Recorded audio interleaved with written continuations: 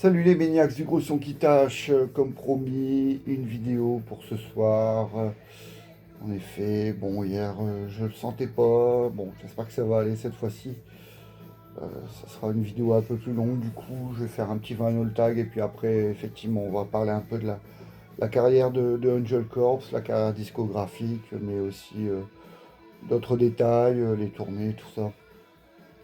Donc, ouais, Angel Corps, groupe de Kansas City dans le Missouri, qui se sont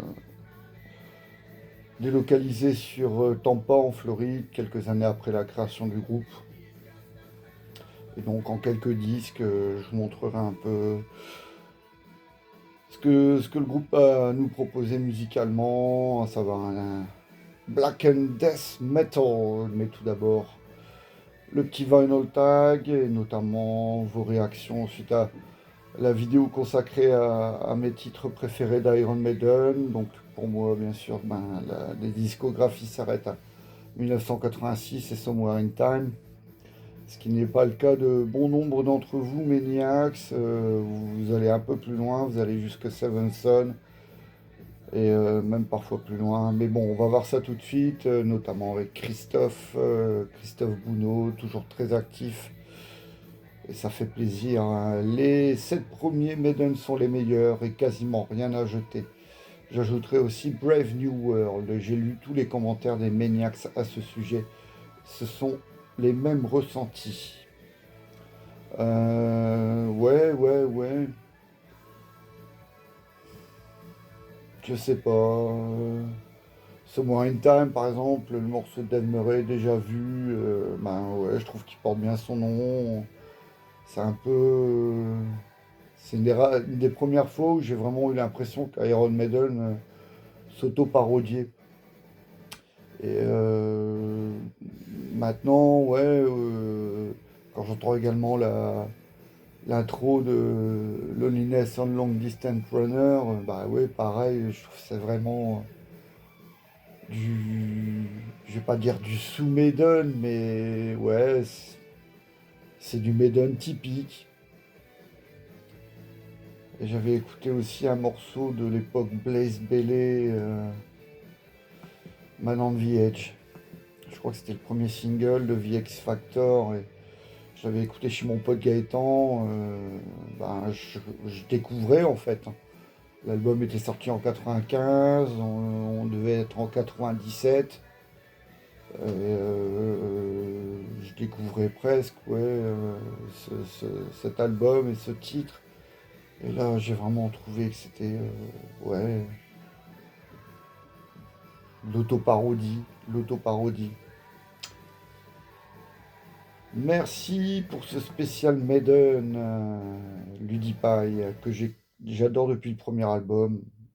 Comme toi, mon préféré a longtemps été Somewhere in Time. C'est pas mon préféré, Somewhere in Time. Pour moi, c'est leur dernier grand album.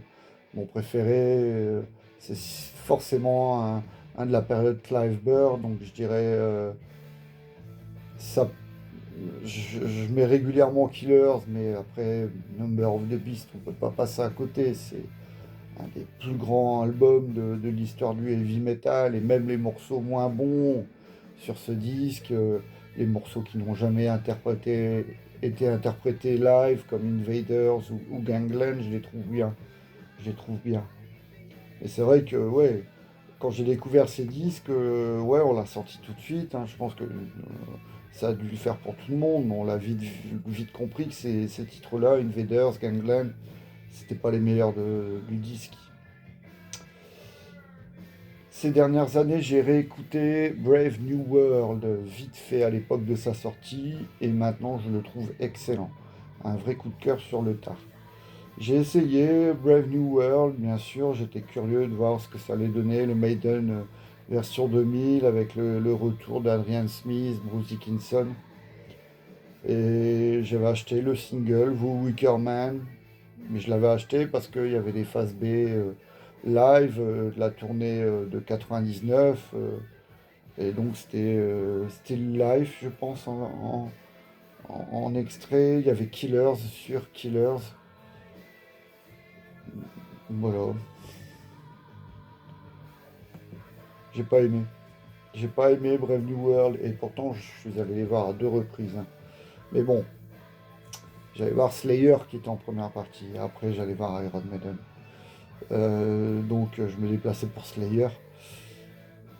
Et Iron Maiden, je me suis ennuyé. Encore une fois, je me suis ennuyé parce que pas assez de classiques. Beaucoup trop d'extraits du dernier album qui venait de sortir. Alors, forcément, euh, Steve Harris a toujours privilégié la nouveauté. Et surtout, enfin encore à cette époque, puisque maintenant le groupe alterne entre les albums et les tournées best-of. Mais à l'époque de Brave New World, ouais, ils ont interprété la quasi-totalité du disque, je pense, hein. Et comme le disque, il fait déjà, doit faire plus d'1 heure, je pense, ben, c'était un peu chiant, quoi. Excusez-moi, hein, je vais me faire traiter, hein. Je vais me faire traiter. Après, j'aurais vraiment voulu assister au concert de Bercy le 9 septembre 99. Là, ça devait être. Là, ça aurait dû être. Ça devait être la tuerie. J'y étais pas, malheureusement. Et ça m'a fait rigoler parce que l'année d'avant, on allait voir Iron Maiden à Lille, au Zénith, pour la tournée Virtual Eleven. Et on était 3000 à tout casser. Puis là, aucune difficulté l'année d'après pour remplir le Bercy, donc 16 000 personnes. Et j'avais des potes qui y allaient, qui n'étaient pas au concert de Blaise Bellé. Ils m'ont dit, oh, on en a rien à foutre de Blaise Bellé, quoi. Au moins, c'est clair. C'est ce que reprochait d'ailleurs Steve Harris. Ils étaient où les fans quand on avait besoin d'eux? Ah ouais, hein. Je continue, hein, les Maniacs. Merci pour la vidéo. Maiden est au top jusqu'à Svensson. Demain, Face No More et après Angel Corps. Laurent. Ouais, pourquoi pas. Je vais la faire, la vidéo de Face No More. J'en ai des vidéos à faire. Entre celles qui me viennent à l'esprit, la vidéo sur le métal canadien, je le dis à chaque fois, mais et celle de Face No More, bon, Angel Corps, on va en parler dans quelques minutes, les Maniacs. Difficile de faire un choix. Olivier, parmi les 7 premiers albums d'Iron Maiden, il n'y a quasiment rien à jeter. Les années 90 ont été vraiment plus compliquées pour Iron Maiden, comme pour beaucoup d'autres groupes, effectivement, bah oui. Même si leurs 2 derniers albums sont moins bons, les retours de Bruce Dickinson et Adrian Smith ont relancé la carrière du groupe. Bah oui, ce sont de vraies bêtes de scène. Ils m'ont encore bluffé la semaine dernière à Lyon.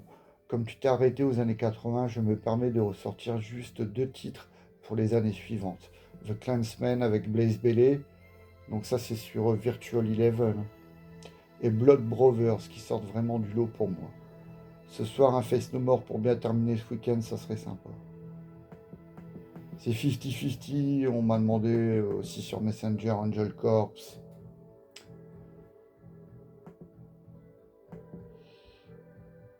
Ah, là, on va parler un peu de Kiss, notamment grâce à Emmanuel Z. Merci pour la vidéo. J'adore ton picture de Creatures of the Night. Oui, je sais qu'on est beaucoup à avoir la collectionnite aiguë. L'armée, pour moi, 67e régiment d'infanterie, Soissons, 88-12. Là-bas, j'avais mon baladeur cassette avec des copies de Rat, Dokken, Ozzy, Motorhead. Yes, yes. Rat, Dokken, Ozzy. Ozzy, à l'époque, il aimait bien les permanentes, hein. Il aimait bien les permanentes. Ah, vous êtes tolérant avec moi, hein. On me dit que c'est pas grave pour la, la non-vidéo d'hier. Bonne fin de soirée, merci. François Gontier qui dégaine et qui répond à la vitesse de la lumière. J'ai écouté rapidement et avec beaucoup de plaisir. Lyrisme très mélodique, très carré, accrocheur. Ton album favori, Alcatraz, Graham Bonnet, Steve Vai, Disturbing the Peace. Cela éclaire l'humble maniaque de base sur tes goûts plus personnels. Pour moi, le meilleur chanteur reste Rob Halford. Mon meilleur album, impossible de répondre. C'est bien, c'est bien, c'est bien, c'est bien. Le meilleur chanteur, il y en a tellement des bons chanteurs. Je dirais Dio, parce qu'il a chanté bien jusqu'à la fin de sa carrière, en fait. Et après, Dickinson, bien sûr, Halford, Hetfield, à l'époque de Master of Puppets, jusqu'au Black Album, il chante bien. Impossible de répondre, il y a dit VOA pour le meilleur album. VOA de Sammy Hagar. C'est un choix original. Sammy Hagar, c'est un artiste, hormis ce qu'il a fait avec Van Halen et peut-être le premier album de Montrose, mais on ne parle pas beaucoup de sa carrière solo. Et il avait fait aussi HSAS, Hagar, Neil Schon, Aronson et je ne sais plus le quatrième. C'était un super groupe en 84. Que mon meilleur pote Ardos a cherché plus de 15 ans, le Sammy Hagar VOA 1984, c'est l'album où il descend dans à la Maison Blanche en parachute, quelque chose comme ça. Foreigner, n'importe lequel, Holland, Little Monsters, Zebop, Santana. For Voz, oui, Lick It Up, oui. Premier Paul Stanley solo, ok je prends. Bon, ok. Je pensais que t'allais faire un questionnaire, ton musicien préféré, ton année métal préférée, hard rock. Laurent, qui n'écoute Kiss que depuis 3 ans. Avant, il avait du mal avec ce groupe, mais moi aussi j'avais du mal. Énormément même. En fait, ça a été mon tout premier contact avec le hard rock et le metal, hein, Kiss. J'étais chaud, hein, j'étais petit, j'avais 5 ans, 4 ans, 5 ans. Et mon cousin avait ramené Love Gun, donc la pochette m'avait vraiment intrigué. Et avoir le visage possédé de Gene Simmons, je croyais que c'était de la musique de fou. Et quand j'ai entendu ça, je me ben, c'est rigolo, quoi. Et après, ouais, Was Made for Loving You, alors là, ça a été terminé. Et en fait, quand j'ai découvert Creatures of the Night en 86, c'est là, je me suis dit, il y a quelque chose. Il y a quelque chose, il y a quelque chose. Donc ouais, bah, c'est bien d'écouter Kiss, même depuis 3 ans seulement. Bah, en plus, t'as le choix, hein, il y a quand même plus de 20 albums au compteur, sans compter les compiles, les albums solo, les lives. Enfin si on compte les lives, ouais. Je crois qu'il doit y avoir 17 albums studio, peut-être 20 albums studio, je sais pas. Si je retire les compiles, les lives et les albums solo, hein. Pour moi, c'est pas des albums de Kiss. C'est sorti sous le nom de Kiss, mais c'est chacun qui a été de sa petite sauterie. On me réclame, oui, Jean-Marc Assin, Face No More, s'il te plaît.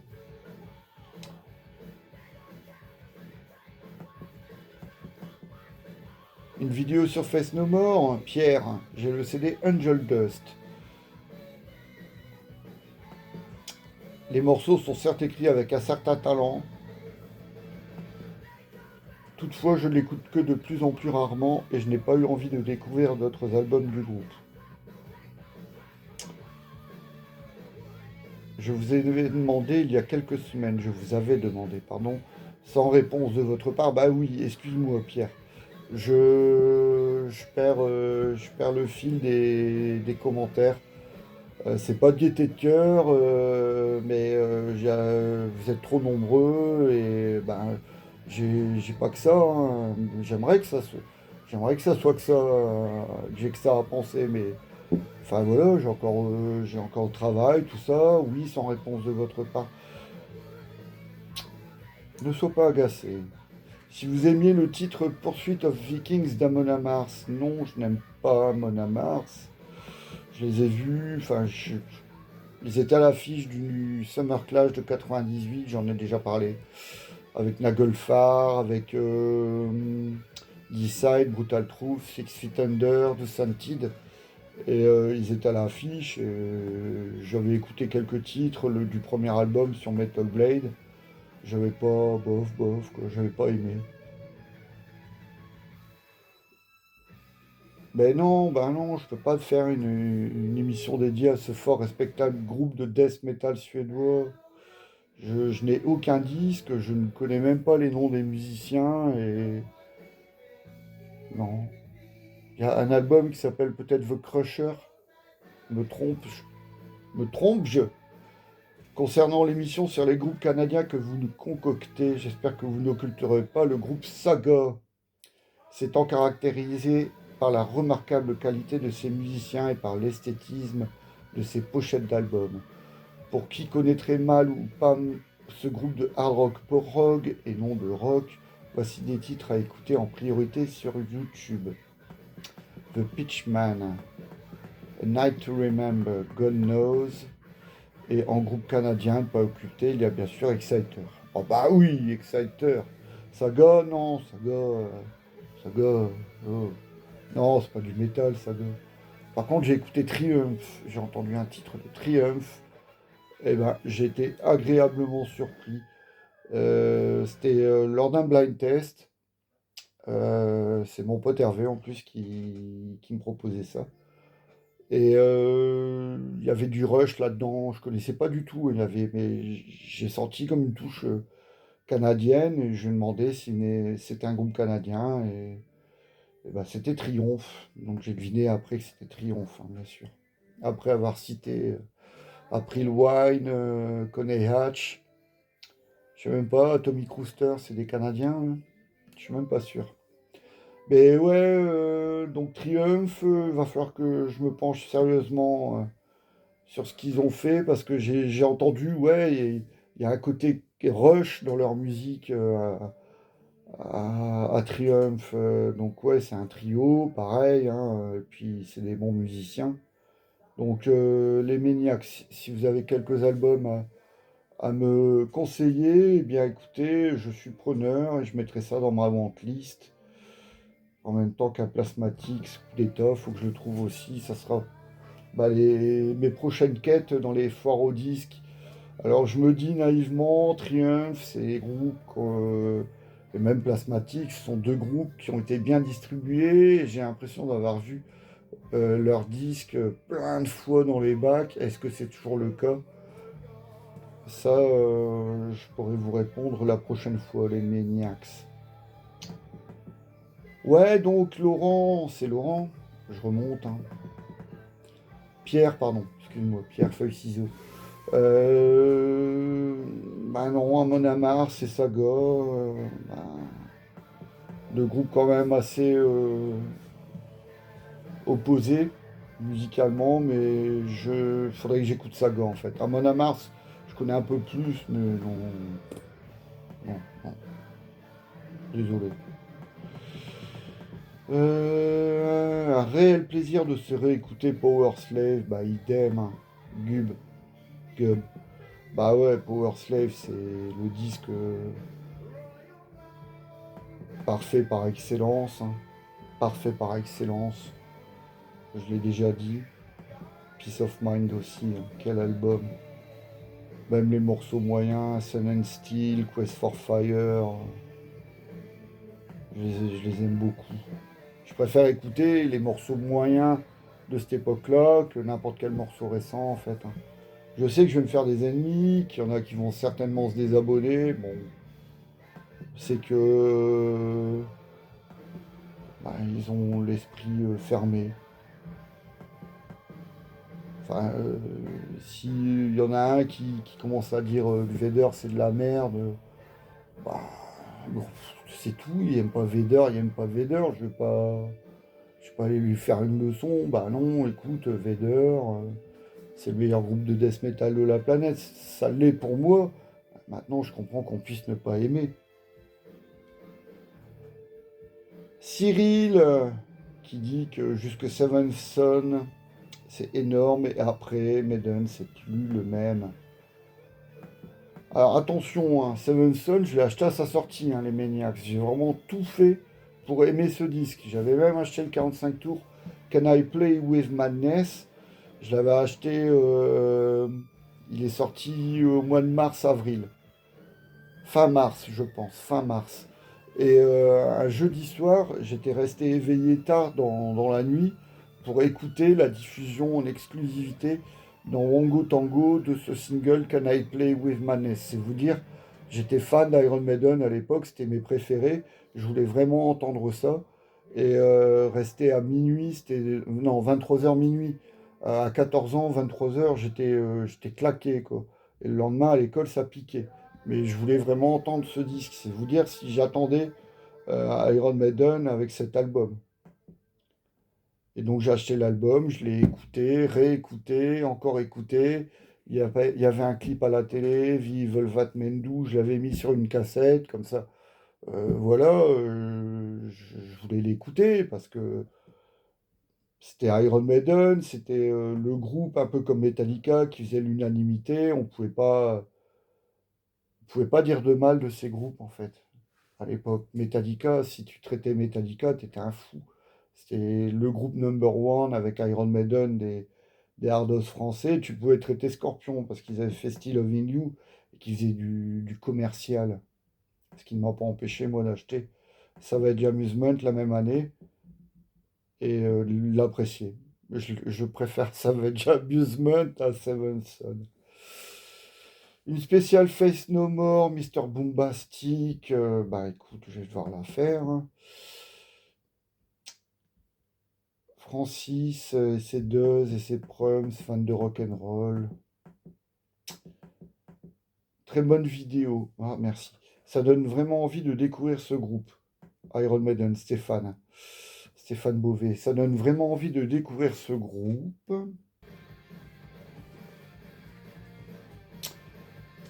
Ça fait une trentaine d'années que j'écoute du métal. Donc, 96. T'as commencé à écouter du métal alors que c'était un gros mot en fait. J'ai écouté deux trois titres vite fait, mais comme je cherchais des trucs beaucoup plus corrosifs comme du death metal surdynamité ou du thrash metal de haute volée, je ne m'étais pas trop arrêté sur ce groupe que je savais pourtant adulé et même légendaire. Bon, il est jamais trop tard pour bien faire, je vais écouter sérieusement les meilleurs albums. Petite parenthèse, suite à une chronique et les critiques très dures à l'égard de ce qui est considéré comme un de leurs plus mauvais albums, je l'avais écouté. Du moins une partie. Oh, pardon. C'était Virtual Eleven. Et même sans connaître le reste de leur discographie, j'ai vite compris que les critiques étaient bien fondées. Titre pauvre et ennuyeux, la voix du chanteur nulle. Ah. hmm. Bon bref, pas la peine de s'étendre sur le sujet, même les meilleurs groupes ont le droit à l'erreur. Sinon, pour le sujet de la soirée, je pencherai plutôt pour Angel Corpse, car en ce qui concerne Face No More, je n'ai jamais accroché à ce groupe. Plus intéressé pour découvrir Angel Corpse que je connais quasiment pas par ailleurs.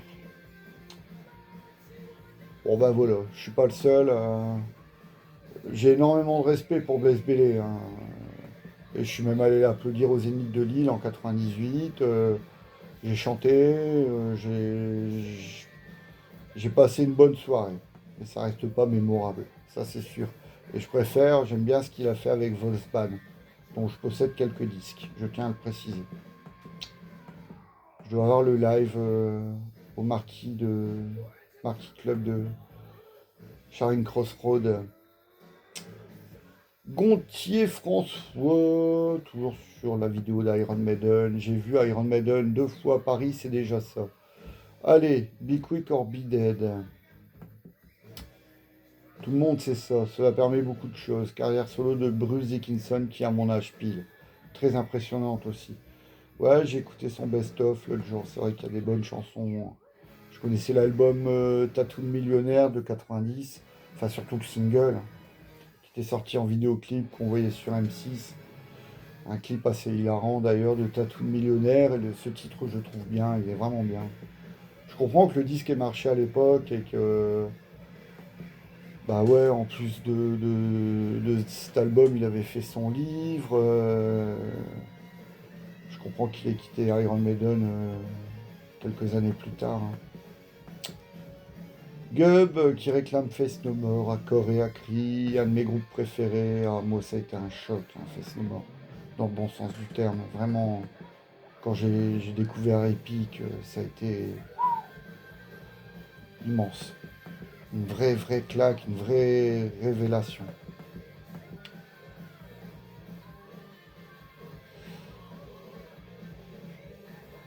Allez, un dernier commentaire sur Maiden, et puis on va faire la vidéo. Je vais vous parler un peu des Dix de Angel Corps. Quand on parle de Maiden, Phil Voivodian. Salut Phil. Le choix est évidemment cornélien quand il s'agit de sélectionner seulement 2 titres par album, tant il n'y a quasiment rien à jeter sur Seven Son. Et perso, jusqu'à Seven Son. Et perso, j'inclus No Prayer, je suis un des rares à le trouver excellent.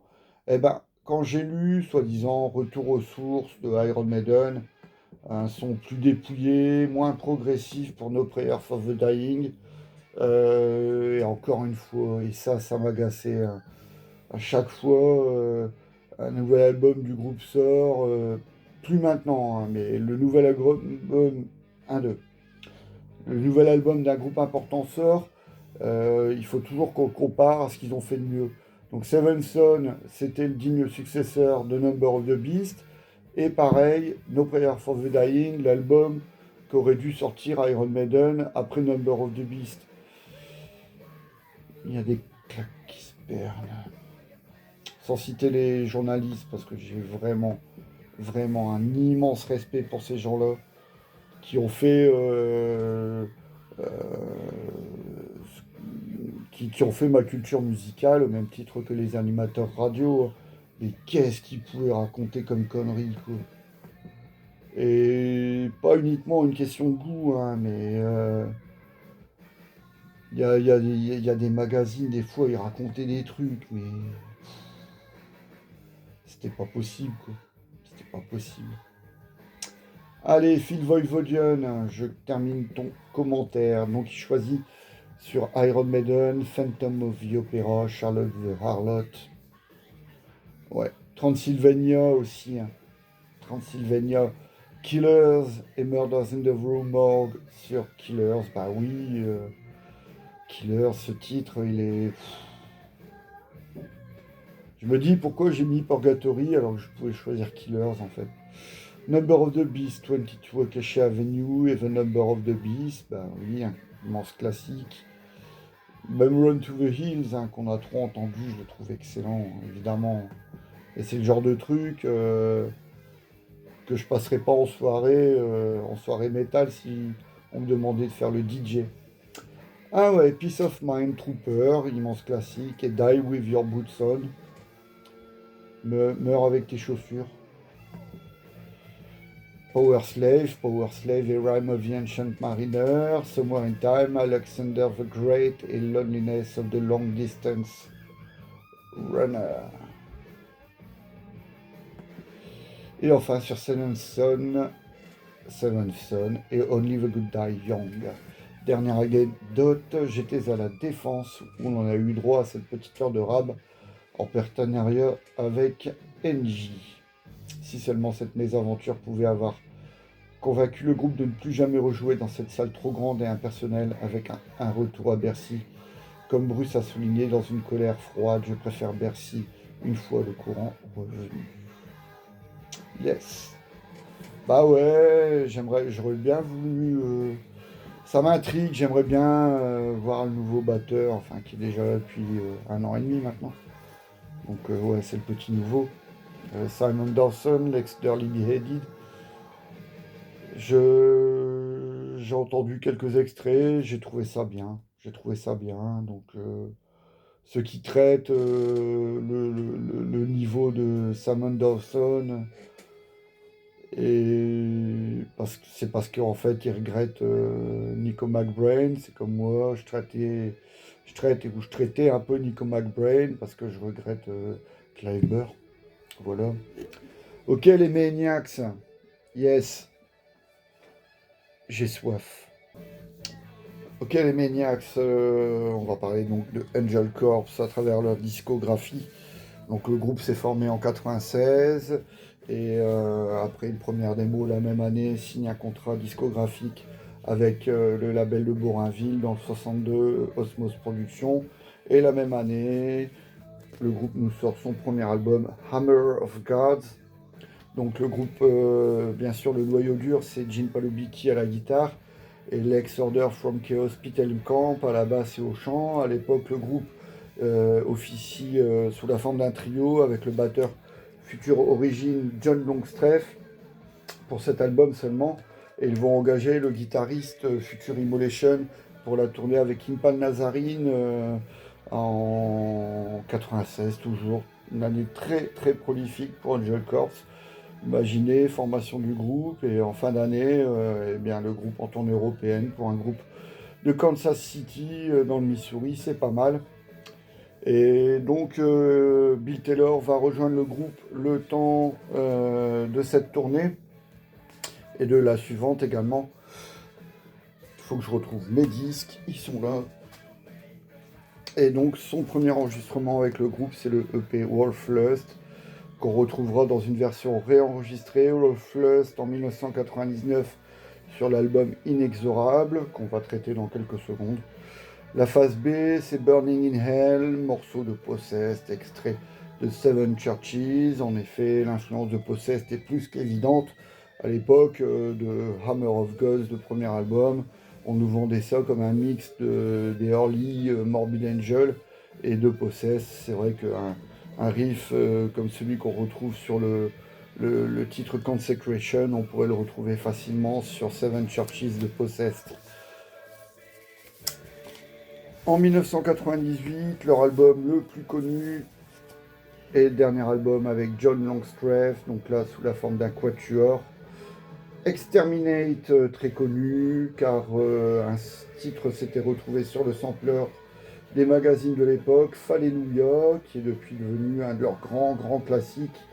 Mais l'album suinte la haine et l'envie d'en découdre tout au long de ces 8 titres.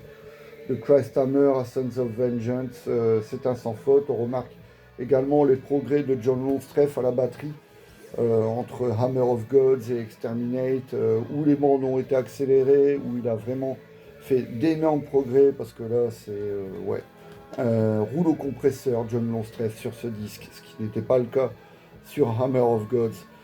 Néanmoins, ce n'est pas suffisant. Il quitte le groupe à l'issue de l'enregistrement de ce disque pour être remplacé par Tony Laureano, le batteur de Nile, le batteur de Malevolent Creation aussi, entre autres, ex plein de groupes. Et donc, c'est bien lui, Tony Laureano, que j'aurai l'occasion de voir pour la première fois avec Angel Corpse lors de la découverte de ce groupe. En fait, j'ai découvert lors de la tournée des No Mercy. Le groupe faisait une tournée européenne en première partie de Immortal et donc il y avait des dates supplémentaires, le No Mercy, festival organisé par Metallizy, et outre Immortal Angel Corpse, il y avait God Defrond, Obituary, Marduk et Cannibal Corpse. Donc on m'avait recommandé Angel Corpse, on m'a dit que ça ne devait que me plaire, puisque si j'aime le death metal à la Morbid Angel, ça ne pouvait que me plaire. Et effectivement, la recommandation a été bonne. Donc c'est avec cet album Exterminate et le concert du No Mercy que j'ai vraiment découvert ce groupe. Donc on avait évoqué les EP, Wolflust, dont le groupe était très friand. Il y a un autre EP aussi, enregistré live à la laiterie de Strasbourg, le Nuclear Hell EP, je pense, ouais, Nuclear Hell, c'est celui qui me manque à ma collection. Il y en a un autre également, avec un réenregistrement de When Abyss Winds Return, un split en fait avec Martyr, donc ça s'appelle Winds of Desecration, et donc il y a une reprise dessus. C'est bien ça, Desecration of Virgin de Sarcophago, et le réenregistrement de When Abyss Winds Return, absolument imparable. 4 coups de caisse claire de Tony Laureano, et c'est parti, un peu moins de 2 minutes 30 de Fury Death Metal, ça blast à mort, c'est furieux, les solos de Gene Palubicki, la voix haineuse de Pitelkamp, tout est fait, tout est bon pour qu'on s'en prenne plein la gueule pendant un peu moins de 2 minutes 30 en fait. Le troisième et dernier album du groupe avant leur première séparation en 2000, Vie inexorable. Ils ont des sacrées gueules de tueurs hein, quand même. Donc Pete Elkamp, Gene Palubicki, Tony Laureano. Le guitariste Future Immolation, Bill Taylor s'est fait la malle, donc ils enregistrent cet album en quelques jours sous la forme d'un trio. Et puis bah, ils prendront par-ci par-là des guitaristes. Il y a eu un guitariste, je vais regarder d'ailleurs. Est-ce que je peux le trouver, ce guitariste qui a joué en live pour la tournée avec Mark Duke. Donc c'était en 99 pour Vie Exorable. Ouais, voilà, donc en regardant sur Encyclopédia Metallium, qui raconte quand même des billevesées, je tiens à le préciser, hein, c'est pas aussi fiable que je le croyais. Il y a deux musiciens qui ont assuré la deuxième guitare au sein de Angel Corps en cette année 99, Steve Bailey et Ken Phillips. Donc il y a une photo de Steve Bailey qui joue également de la batterie. Je ne le reconnais pas, et Ken Phillips, c'est peut-être lui. En fait, il ressemblait un peu à Trey Azagtot. Les longs cheveux bruns, noirs. Puis en plus, bon, bah, forcément, il jouait comme un tueur. Mais donc voilà, c'est des session men live qui vont accompagner Angel Corps pendant de nombreuses années, hein, parce que le noyau dur, Pete Elkamp et Gene Paluliki, ben, s'associent avec d'autres musiciens pour interpréter leur œuvre. Donc il s'agit du dernier album avec Storm Gods Unbound, l'album Vie Inexorable et le titre d'ouverture Storm Gods Unbound, là aussi 3 minutes 30 je pense dans la face quoi. On s'en prend plein la gueule, c'est du death metal evil, haineux et brutal, donc c'est tout ce que j'aime. Et ce chant de Pete Elkamp complètement possédé, complètement ouais, vicieux, haineux. J'adore ça. Mais malheureusement, le public ne va pas suivre. Et ben, faute de soutien de la part d'un public qui n'existait pas finalement. Combien de fois j'ai assisté à des concerts d'Angel Corps, ont été, je sais pas, une dizaine à vraiment réagir à leur musique et le public ne suivait pas. Maintenant, le groupe s'étant officiellement séparé en 2017, bon. Mais voilà, ça, l'absence de public et surtout l'agression dont a été victime la compagne de Pete Elkamp début 2000 fait que ce dernier, Pete Elkamp, va jeter l'éponge, laissant seul Gene Palubicki en pleine tournée avec un Bill Taylor revenant qui va prendre donc la basse et un Alex Camargo de Crisium qui fera les vocalises. Et puis à la fin de cette tournée, le groupe se sépare officiellement. Néanmoins, il y aura des sorties posthumes, à commencer par cette fameuse compile Iron Blood and Blasphemy, qui regroupe les 3 EP Nuclear Hell, Winds of Desecration et Wolflust, plus des lives de la laiterie en 1996, dont a été issu le EP Nuclear Hell, et d'autres titres live, cette fois-ci enregistrés à Milan pour la tournée des No Mercy.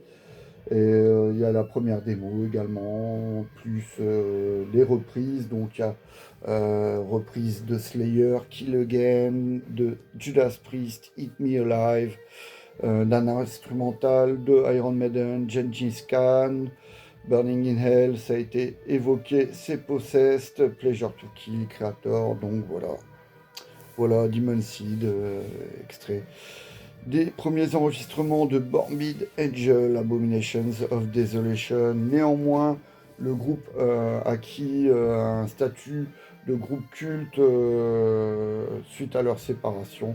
En fait, voilà, c'est comme bon nombre de groupes, hein, le groupe devient populaire lorsqu'il n'existe plus.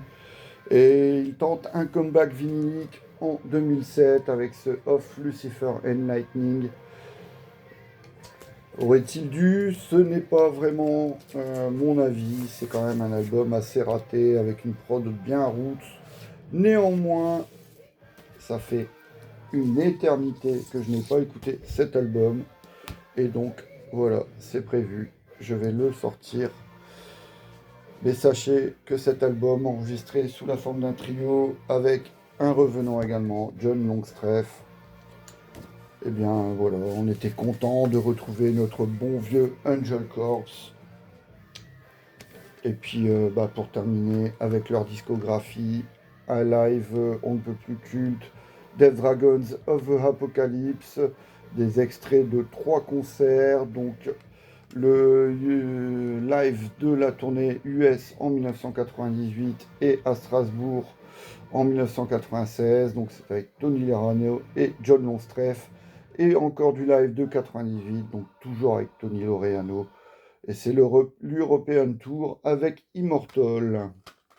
Voilà les Maniacs, j'espère que cette vidéo vous comblera de bonheur. En tout cas, moi, ça me fait toujours beaucoup plaisir à vous proposer mes petites vidéos faites de briques et de broc. Et moi aussi, ça me comble de bonheur, hein, clairement, de pouvoir parler de hard rock, de métal. Je le répète, ça peut paraître hésitant, mais ouais, c'est fait avec énormément de passion. Et comme vous savez, c'est ce qui transpire le plus quand on regarde les vidéos. Donc voilà, c'est tout bénef pour moi, les Maniacs. Bah voilà, bah n'hésitez pas, hein, je le dis pas souvent, ma chaîne c'est Bruno Iron Alford. N'hésitez pas à liker, à mettre des pouces, tout ce que vous voulez, à vous abonner. On est un peu plus de 1600 abonnés, donc c'est cool, quoi. Ça serait bien d'atteindre les 2000 pour la fin d'année. Beau cadeau de Noël. Allez, parlez-en autour de vous, les Maniacs. Faites comme François Gontier. Il n'arrête pas, paraît-il, qu'il en parle même à tous ses voisins de palier et compagnie. Est-ce sérieux? Est-ce bien raisonnable? Prenez soin de vous, les Maniacs. À très vite. Ciao.